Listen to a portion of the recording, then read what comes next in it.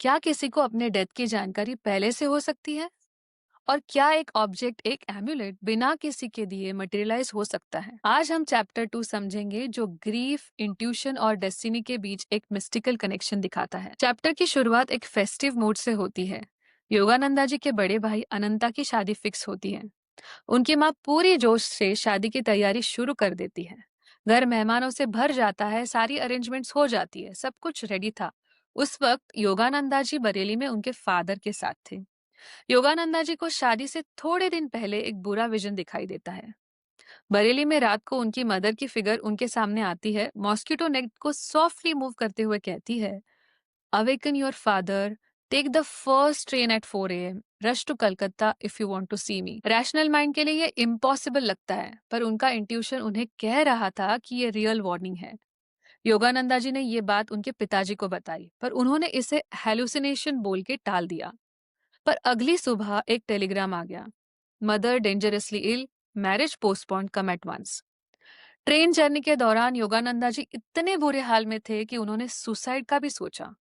उनके लिए उनकी माँ एक दोस्त, and most importantly she was his first spiritual anchor.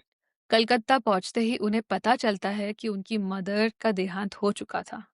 Yogananda ji लिखते हैं, I collapse into an almost lifeless state. Mother की डेथ ने उन्हें सालों तक अनईजी रखा, और फिर एक दिन उन्हें डिवाइन मदर का एक्सपीरियंस हुआ और उन्होंने सुना, it is I who have watched over thee life after life, see in my gaze the two black eyes thou seekest.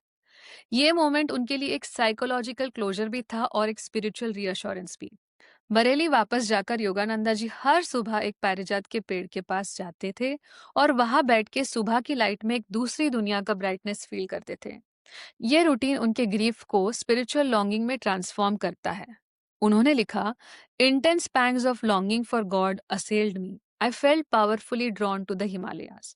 ये वही फेज था जब उनकी रिनंसिएशन टेंडेंसी स्ट्रॉन्गर होने लगी थी। उसी दौरान कलकत्ता से आए उनके कजिन ने उनको हिमालयाज की स्टोरी सुनाई, और योगानंदा जी ने उनके दोस्त द्वारका प्रसाद से बोला, let us run away to the Himalayas. But unfortunately वो प्लान घर वालों के सामने रिवील हो गया। मदर के जाने के बाद फादर की पूरी पर्सनालिटी शिफ्ट होती है। उन्होंने कभी रीमैरिज नहीं की, क्रिया योगा प्रैक्टिस करते थे और अपने रूम को एक साधु की कोठरी जैसे बना दिया। उन्होंने कहा, service to me ended with your mother. Mother के डेथ ने दोनों फादर और सन को अलग अलग तरह से स्पिरिचुअली अवेकन किया था।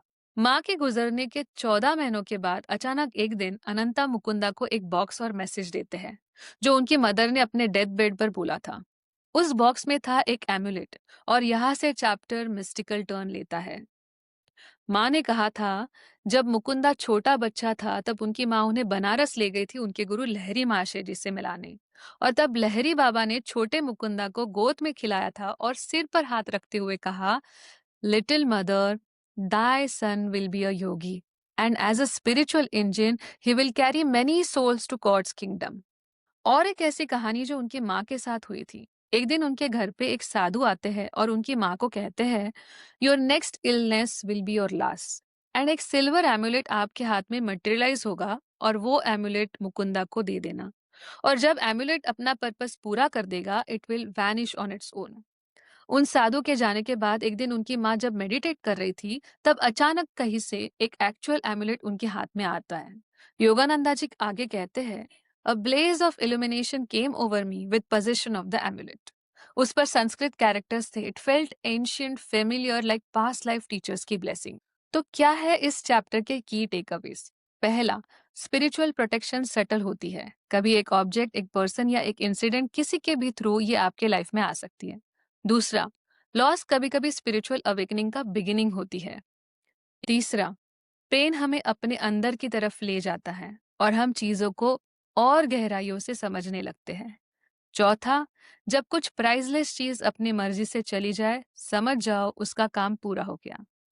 अगले एपिसोड में योगानंदा जी का फर्स्ट स्पिरिचुअल एनकाउंटर होता है। हम बात करेंगे the saint with two bodies, Swami Pranabananda ji, जहाँ योगानंदा जी एक रियल लाइफ बायोलोकेशन फिनोमिना देखेंगे, एक पर्सन को दो जगह पर एक साथ।